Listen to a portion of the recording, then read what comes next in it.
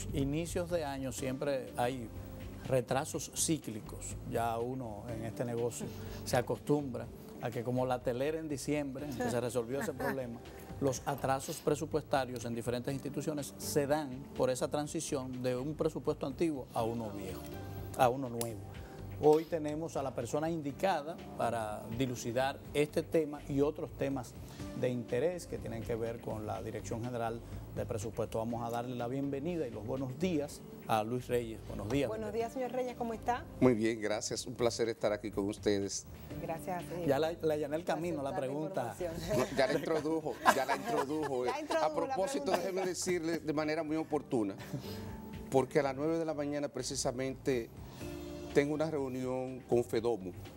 En estos días ha ocurrido un hecho inusual. Las transferencias de capital de los ayuntamientos correspondientes al mes de febrero y marzo no ha podido realizarse. Obsérvese, la transferencia de gasto corriente han corrido en el sistema sin contratiempo, pero un problema técnico no ha permitido que eso se haya realizado y a las 9 de la mañana he coordinado con el presidente de FEDOMU para personarme allá y darle satisfacción a los alcaldes y explicarle personalmente las razones por las cuales eso no se ha podido realizar. Pero los problemas técnicos es de parte de la Dirección de Presupuesto. Déjeme explicarle qué ocurre. Sí y no, porque hay muchas cosas relacionadas. Mire, el Ministerio de Hacienda tiene un departamento que se llama DAFI, que desarrolla y administra la aplicación tecnológica a través del cual se corre, se formula y se ejecuta el presupuesto. En realidad la Dirección de Presupuesto, como es la Tesorería Nacional, es un usuario de ese sistema. Pero nosotros no lo controlamos. Obviamente muchas de esas aplicaciones son el resultado de los requerimientos que hace la Dirección de Presupuesto, pero el presupuesto no es que administra el sistema. Correcto, no es el operador. No es el operador del sistema, correcto. Entonces, es un sistema profundamente complejo. De hecho, muchos de los problemas que han ocurrido a principios de año tienen que ver con requerimientos que le ha hecho la Dirección de Presupuesto en interés de impulsar las reformas que requiere el ámbito presupuestario para poder seguir modernizando esas áreas. Le explico brevemente. Mire, hasta ahora la forma, cómo se gestiona, cómo se ejecutaba el presupuesto. Durante muchos años la gente escuchaba lo que era la 12ª parte del presupuesto, pero la 12ª parte en realidad no tiene sentido. Dentro de unos años, cuando nosotros hayamos avanzado más en esta dirección, la ejecución no tiene que ser la 12ª parte de nada. Sencillamente en función de sus planes estratégicos, de los planes operativos de las instituciones deberían de decirle a presupuesto cuándo ellos tienen previsto que van a ejecutar su gasto y nosotros deberíamos programarle a las instituciones conforme a las necesidades que ellos tengan.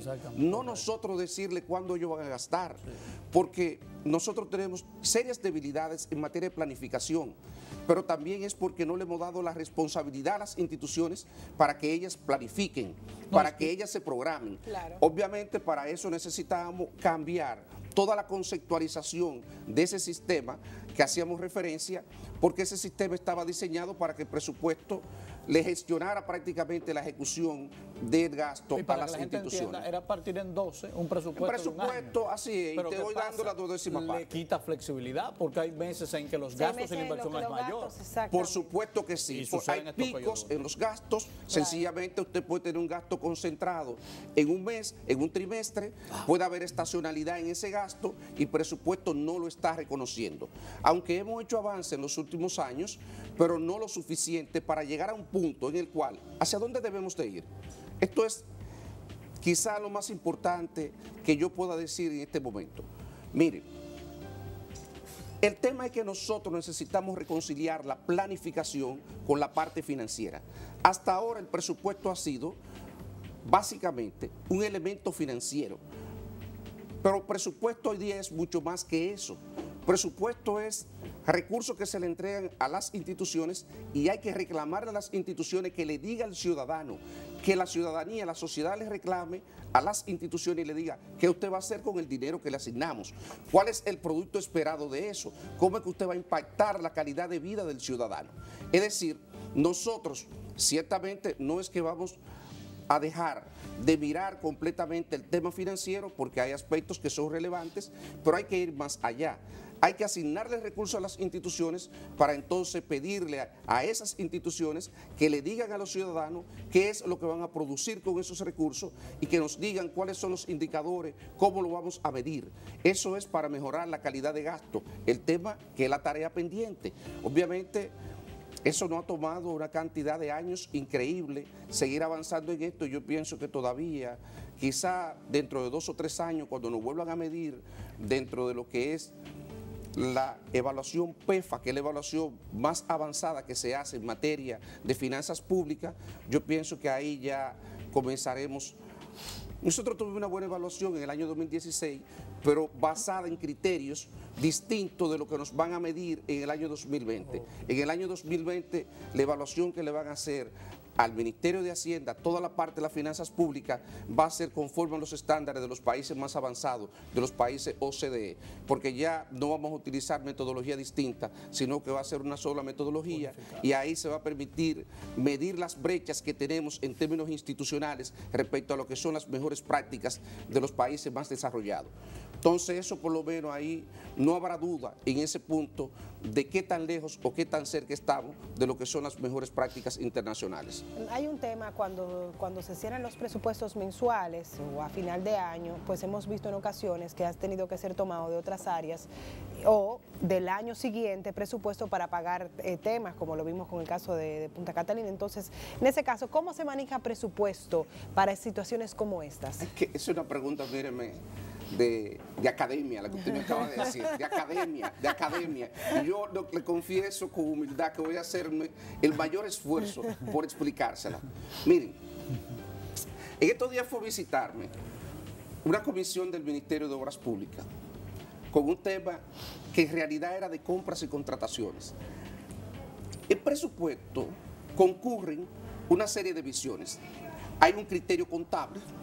Por ejemplo, eso que usted refiere, todo el tema de cierre de año, es un tema contable que está establecido en la ley de presupuesto que dice cómo debe de hacerse. Hay criterios legales que hay que cumplir, pero también hay un criterio económico. Hay un criterio de la oportunidad económica. Entonces, ¿cómo se reconcilian todas estas cosas? Honestamente, eso no hay una teoría. Ahí hay aproximaciones que son más bien empíricas de cómo solucionamos ese problema. Le digo lo siguiente, mire. Usted tiene situaciones, voy a poner un caso extremo, las situaciones, por ejemplo, de emergencia, que se crean por calamidad pública. Aunque usted tiene previsto un monto en presupuesto, 500 millones, de pronto usted tiene un problema de calamidad de 20.000 millones. Claro. Eso ocurre a final de año, en octubre, míreme, en noviembre, ya se ha agotado el presupuesto. Pero la calamidad, un puente que se cae, señor. Usted no puede decirle al ciudadano que no hay recursos para resolverlo, que no es así. Claro. Entonces, eso lleva a una serie de decisiones que son de orden práctico. Obviamente, ahí comenzamos, a veces incluso la burocracia, cuando se quejan con razón. Porque, como decía, el hecho de que concurran visiones de varias disciplinas, eso hace que la decisión a veces se retarde, no sea con la celeridad apropiada, pero es porque se superponen una serie de criterios. Yo trato de tener una aproximación práctica, yo trato de pensar realmente en las implicaciones que eso tiene para los ciudadanos y obviamente siempre lo más posible apegado a la normativa. Yo soy una persona que me defino profundamente institucionalista, yo me puedo equivocar, yo digo, pero yo no soy un tipo que soy temerario, yo no desafío la normativa por desafiarla, pero si en todo caso las circunstancias me llevan a tener que asumir una responsabilidad para poder solucionar un problema que va a afectar gravemente al ciudadano, pues yo lo asumo. No obstante, reconozco la ley de la necesidad, no obstante que reconozco que pueden haber pueden haber observaciones de otra disciplina que haya que escuchar y que realmente puede ser que tenga razón en su planteamiento. En conclusión, mire, cuando usted tiene a fin de año situaciones que se presentan, cuando ya se agota el presupuesto y hay situaciones, un problema, por ejemplo, un problema de salud, de pronto un virus que se aproxima y la gente se queja, resulta que ya usted presentó el presupuesto al Congreso, ya usted presentó el presupuesto reformulado, usted no tiene una partida establecida para eso. Lo único que usted puede hacer es ejecutarlo y luego, óigame, pagarlo con cargo al presupuesto del próximo año y entonces tirar eso para adelante y llevarlo eventualmente al Congreso, explicarle al Congreso la razón por la cual usted ha hecho eso y que el Congreso le permita regularizarlo. La gente dice, pero ¿cómo es posible que ustedes ejecuten el gasto antes de que el Congreso se lo apruebe? Y yo le digo, pero es que hay cosas que usted no puede esperar. Dice la ley que los presupuestos reformulados deben de ir en el segundo semestre del año. Y si usted tiene un problema en el primer semestre, ¿qué hacemos? No lo resolvemos y esperamos al segundo semestre del año. Esos son los problemas de orden práctico que hay cuando usted está gestionando el presupuesto. Por eso que yo creo que la base de todo esto tiene que ser la transparencia. Sí. Que usted pueda sustentar de manera transparente las decisiones que está adoptando. Usted es un servidor público, usted está actuando, tomando decisiones sobre los recursos que le han puesto a administrar. Entonces, usted, ante una demanda, porque eso viene con un requerimiento que debe sustentarlo, un ministerio, un incumbente, él que lo sustente, usted lo ejecuta y obviamente después tiene que dar las explicaciones correspondientes a la ciudadanía, al Congreso y ni hablar al resto del gobierno. Pero esa es la manera como uno puede aproximarse a eso. Y eso pasa, incluso, déjeme decirle algo, que voy a hacer un ejercicio de franqueza.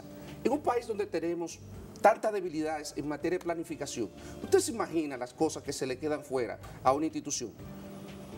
Y ustedes me dirán, pero ¿por qué eso no se corrige? Y yo le voy a decir, bueno, comienza porque esas son cosas que todavía nosotros como sociedad no la hemos priorizado, no la hemos colocado en la agenda. El ciudadano común no sabe las implicaciones que tiene para la calidad de vida. Es difícil que usted pueda tener una buena ejecución presupuestaria si usted es el incumbente de una institución y usted no sabe cuál es su plan de compra, plan estratégico. ¿Cuántos incumbentes se involucran aquí, por ejemplo, en el plan que hacen las instituciones y lo asumen para sí, real y efectivamente? Se sientan con su financiero y el planificador. Eso es de conocimiento público de ustedes y de los ciudadanos, que prácticamente las áreas de planificación y las áreas financieras andan divorciadas de las instituciones. Totalmente. Y esas cosas, ¿en qué ustedes creen que se expresan? Que el que está comprando o posiblemente no sabe cuánto cuesta o no sabe exactamente. Él está comprando sin previamente haber hecho el plan de compra, de adquisiciones de los bienes, de servicios, de los insumos. Piensen en lo siguiente, una institución pública es como una empresa. ¿Qué es lo que tiene? Lo que tiene son recursos, medios para dar un servicio, para otorgar, nosotros le llamamos un bien público que va a impactar la calidad de vida del ciudadano, que va a suplir un servicio que debe de proveer el Estado.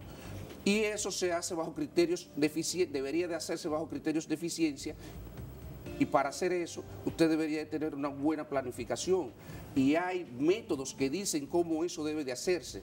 Obviamente, nosotros no podemos alcanzar eso con estructuras en las áreas de planificación donde un planificador gana 40.000, 50.000 pesos. ¿Dónde usted ha visto una persona con visión estratégica que sea un buen planificador que gane 40 o 50.000 pesos? Definitivamente. Entonces ahí comienza. ¿Pero por qué? No lo hemos priorizado como sociedad. No hemos medido realmente el impacto que eso puede tener en términos de la calidad de vida del ciudadano. Y si no hay unos buenos planes de compra, difícilmente hay una buena ejecución presupuestaria. Vamos a tener improvisación y esas cosas de alguna manera tenemos que sortearlas. Hemos avanzado muchísimo respecto a lo que teníamos hace unos años, pero todavía nos queda mucho por hacer. No queda mucho por hacer. Lo otro sería realmente uno faltarle a la verdad. Hemos avanzado mucho, mucho, mucho. Por lo menos yo te puedo decir, mire, hemos avanzado tanto que ya en los últimos 5 años, la parte de gobierno central, todos los años cumplimos con los topes de gasto. Algunas veces adoptamos medidas heroicas, pero se cumple. Debe ser un récord. No creo que haya un periodo donde la Dirección General de Presupuesto haya mostrado que durante 5 años la ley que le dan lo cumple. Eso no quiere decir necesariamente que todos los gastos están contemplados solo en la ley que nosotros administramos, pero yo digo la parte que administra la Dirección General de Presupuesto, esa parte se cumple y yo creo que ya eso es motivo de regocijo y además es un indicador que nos dice que es posible llegar a un punto donde podamos contemplar prácticamente todos esos gastos que no se ejecutan a veces, que no se contemplan en la ley de presupuesto y que eventualmente entonces nosotros podamos exhibir una ejecución presupuestaria que sea tan predecible como esa parte que he mencionado. Usted ha puntualizado con toda la razón del mundo el desfase que hay entre la ejecución y la planificación en las instituciones gubernamentales, autónomas o no. Pero eso también se expresa en uno de los poderes del Estado más importantes, que es el poder ejecutivo.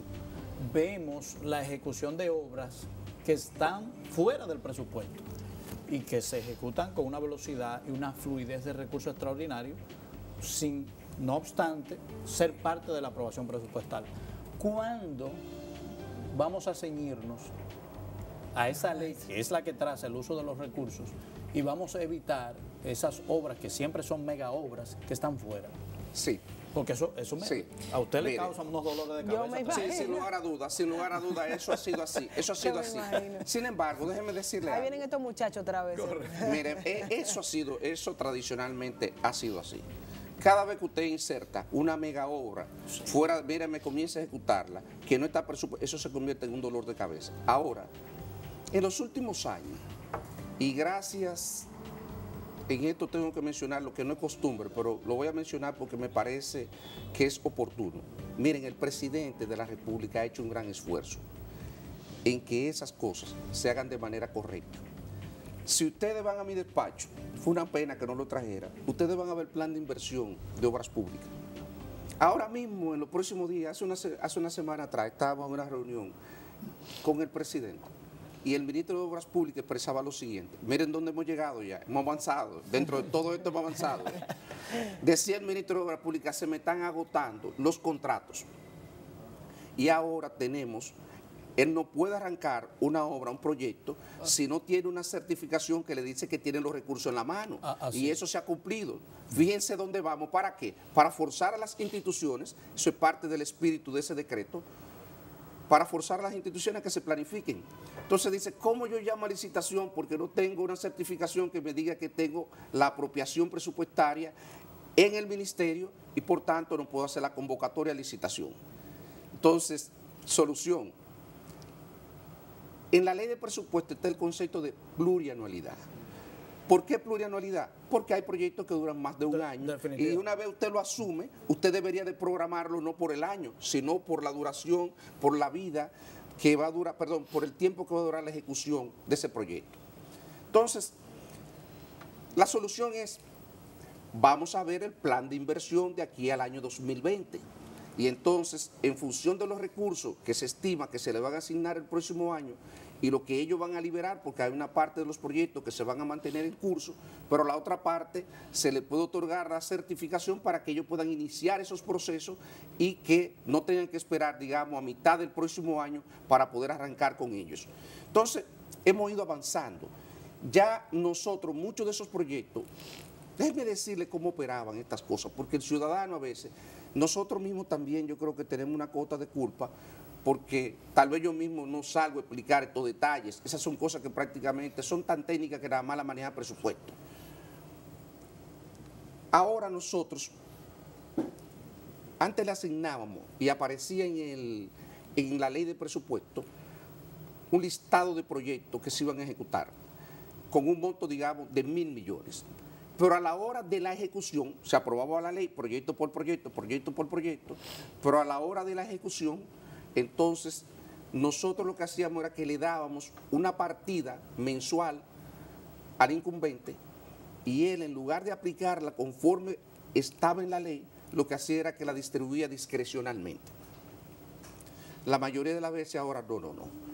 Usted se discute, incluso se discute con el presidente, se discute el listado de proyectos, priorizado, nosotros decimos, del plan de inversión pública, se toman esos proyectos, se le asignan montos y entonces nosotros ya le asignamos partida fija a esos proyectos. Solamente lo puedo aplicar a esos proyectos. Parte del éxito que ha tenido esta administración de gobierno, a pesar de las precariedades, es por eso, porque hemos podido acotar el manejo discrecional de los recursos por parte de los incumbentes. Solamente los pocos recursos que podemos destinar, los destinamos a aquellas cosas que han sido priorizadas por el gobierno.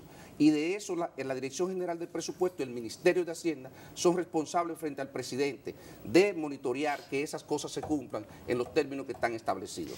Entonces, sí, todavía nos quedan cosas por hacer, pero hemos tenido grandes avances con relación a cómo estábamos operando años atrás. Yo creo que año a año hemos ido incorporando cosas nuevas que han hecho que el sistema de administración financiera del Estado sea más confiable, sea más predecible, que a eso es que nos referimos. Esa es una de las características esenciales de un buen sistema, que el ciudadano, que el experto internacional, que nos va a comprar deuda, vea que la tendencia del gasto es predecible. La gente dice, habla. Esto es un gobierno que gasta mucho, esto es un gobierno que gasta de manera excesiva y yo quisiera que ustedes vieran los indicadores, que vean como proporción del Producto Interno Bruto cuánto realmente gasta el gobierno. Eso parece una línea recta, señores. Si ustedes ven la proporción del gasto público con relación al gasto total de la economía, son 17 centavos, 17.1, 17.2, creo que este año llega a 17.3, pero eso es prácticamente una línea recta durante 5 o 6 años. Nosotros hemos sido sumamente respetuoso de la parte del gasto, no solamente por convencimiento personal, no solamente porque el gobierno entiende que debe de hacer eso, sino porque la forma más segura de nosotros financiarnos a tasas apropiadas es precisamente transmitiéndole a los agentes locales e internacionales mayor certidumbre sobre el manejo del gasto público. Se habla, se dice, pero los inversionistas internacionales, que son verdaderos expertos a la hora de evaluar una economía, entonces ellos compran 820 millones de dólares en pesos dominicanos a 5 años. ¿Y qué piensan ellos? ¿Que se va a derrumbar la economía? Pero por Dios, por Dios, por Dios, por Dios, esa es la evidencia, óyeme, de que esas personas reconocen que, obviamente, yo no voy a decirle a ustedes que nosotros hemos hecho maravilla y que hemos dejado atrás el problema, pero de que eso se ha gestionado de manera apropiada, con sentido de responsabilidad, con el mayor compromiso sobre lo que, el mayor compromiso con que se pueda asumir el manejo de la estabilidad macroeconómica del Estado, el gobierno ha actuado con ese sentido de responsabilidad. Hablando de responsabilidad, sabemos que todas las instituciones tienen como responsabilidad manejar sus presupuestos, pero me gustaría saber si ustedes de la dirección, conociendo todas las partidas y viendo dónde se puede coger y quitar, ha podido dar quizás recomendaciones para que en áreas como salud u otras más, pues se pueda aumentar el presupuesto. No, mire, déjeme decirle algo. Bueno, de hecho, ayer me mandaron una cosa ahí de salud, como 300 millones, de esas que señalan, que ustedes están señalando, que surgen presupuestos. Una herramienta increíblemente compleja. Es imposible usted prever en un presupuesto la totalidad de los eventos que van a ocurrir en un estado. De hecho, se calcula que un presupuesto que tiene una desviación de menos del 5% se considera excelente. Por primera vez nosotros sacamos una en eso, porque desde el periodo del año 2013 al año 2016, cuando nos evaluó el PEFA, por primera vez nosotros tuvimos una desviación promedio de 3.6%. Y mira que hubo eventos naturales. Claro pero no ahí hubo mucha voluntad política y se hicieron recortes brutales en otras áreas. Okay. Para que el resultado global no variara. Ya entendí. No variara, así es. Entonces, sobre el tema, miren, en estos días yo estuve en un evento del Ministerio de Administración Pública que me invitaron a propósito de una discusión sobre la reforma del Estado. Y una de las hipótesis que se manejan, ustedes han escuchado por ahí analistas que plantean que es posible reformar el Estado y generar grandes ahorros de esas reformas del Estado. Y yo le mostraba, le decía, eso no tiene sentido. Y le citaba una serie de ejemplos de que eso era imposible. Piensen en lo siguiente, ¿qué es lo que nosotros nos vamos a ahorrar de unas estructuras del Estado que se manejan en una situación de precariedad. Tomemos el caso del sector salud. En una situación de precariedad, si nosotros, depende cómo usted vaya a definir la modernización, la reforma que usted va a hacer, porque si usted lo que va a hacer es una sumatoria de instituciones para que sigan operando de la misma manera, pues posiblemente sí usted va a generar ahorro.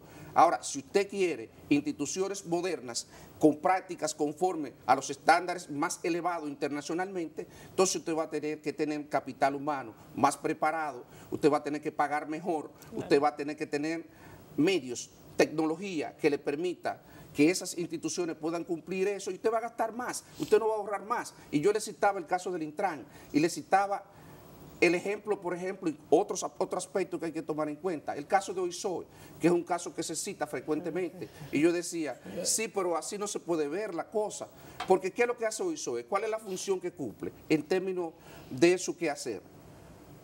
OISOE, los 12.000 millones que tiene, todos están especializados para la remodelación del sector salud.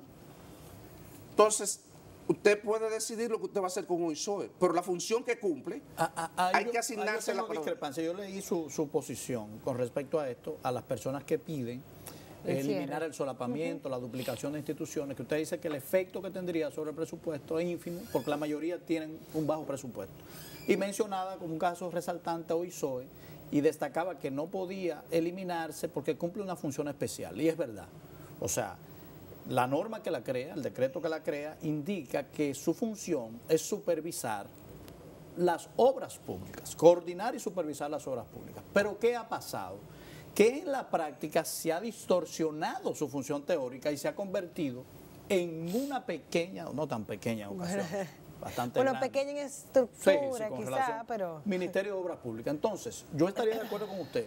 Si se devuelve a OISOE a su papel, de solo que supervisar es de supervisar, de decir, bueno, que eso obras públicas, hace la infraestructura y yo superviso que cumple con los estándares. Claro, eso haría que se minimice el presupuesto. Me la tienen construyendo. Claro. Porque yo digo, si obras públicas que hacen la infraestructura, ¿por qué los hospitales no lo y están aunque usted al final públicas? dice que ellos tienen la especialización en hospitales, pero Lo han eso hecho muy pudiera mal, ser perfectamente, aparte que lo han hecho mal, muy porque mal. ha sido muy cuestionado, Sí. pudiera perfectamente ser un departamento dentro de obras públicas y se minimiza la cantidad de personas también. Perdóname, yo quiero aclarar algo. Vamos a ver.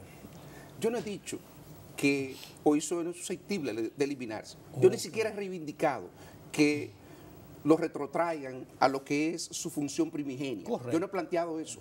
Lo que yo he planteado es que no genera ahorro porque la función que cumple, el gasto en los hospitales, alguien tiene que asumirlo. Ahí no importa quién o sea, oye método no de eso. Eso es lo que yo he planteado. Pero que eso no desaparecería genera una ahorro. medida, No genera ahorro. pero más eficiencia, porque sabemos que OISOE en su historia ha habido un manejo de su presupuesto tan medalaganario. Recuerdo una auditoría de la Cámara de Cuentas en un periodo bastante largo, donde se manejaron miles de millones de pesos, donde no había asientos contables.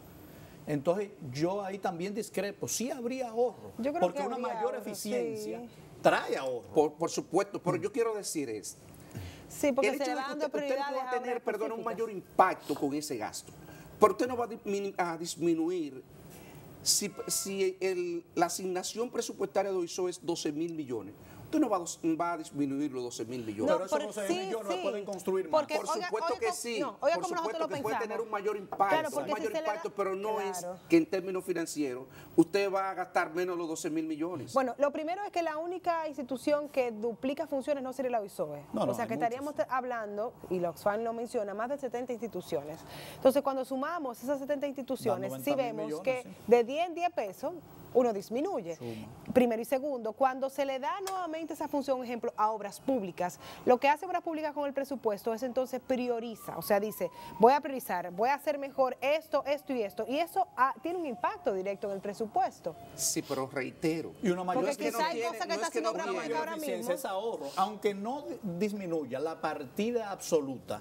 Lo que usted compra con ese valor de 12.000 millones se multiplica Por y entonces es supuesto, un ahorro para digo el país. que el impacto puede ser mayor, pero no genera ahorro financiero. A eso es que me refiero, no genera ahorro financiero. De hecho... Yo creo que quizá no mucho, pero ahorra. Es un debate que se podría prolongar. Exactamente. Yo quisiera volver un poco. Si ustedes quieren, me invitan otro día y discutimos el tema. Y yo con gusto vengo, yo meto, a ver si lo vemos. Quiero tocar un último tema importante que fue un elemento resaltante del discurso del presidente, que es la transparencia.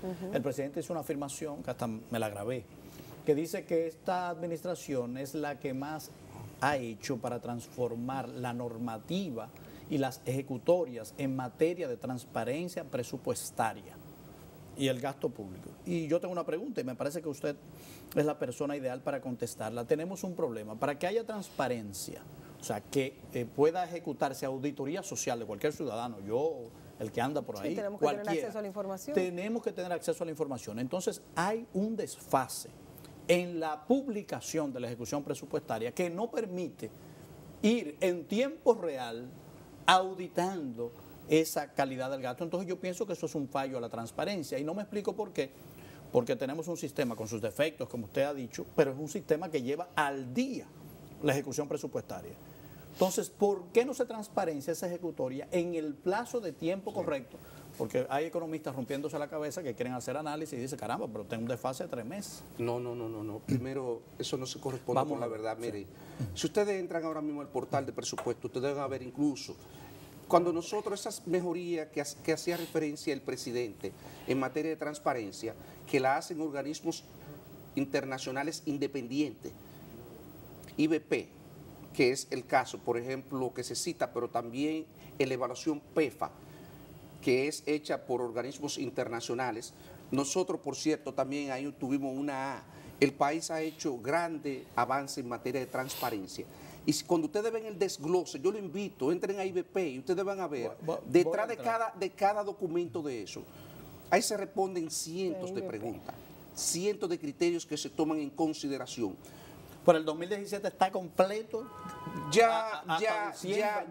No, cada mes, señor, nosotros, al 15 de cada mes, nosotros publicamos gran parte de los comentarios de esas personas que usted ve que animan el debate. Correcto. Con esas posiciones. Esa información lo tienen del portal de presupuesto, porque nosotros presentamos fecha fija.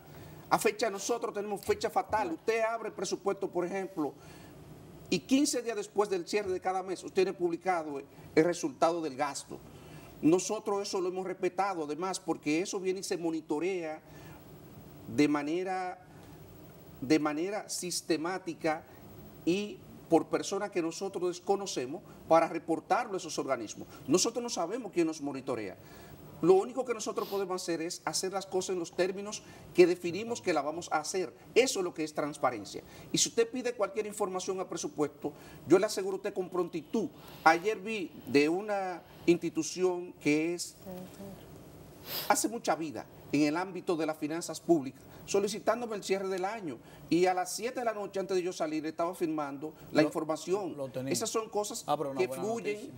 Entren a la página de presupuesto, busquen eso y ustedes van a ver que al cierre de cada mes nosotros publicamos el gasto, el ingreso, el gasto y el financiamiento de cada mes y trimestralmente presentamos los informes. Por eso no es lo único. Nosotros presentamos informes de ejecución presupuestaria del primer semestre del año. Nosotros presentamos el presupuesto ciudadano. Nosotros hacemos un esfuerzo por tener este tipo de intercambio con ustedes, que es una manera de edificar a la ciudadanía sobre la cosa que estamos haciendo. Hay que hacer más, se lo aseguro, hay que hacer más.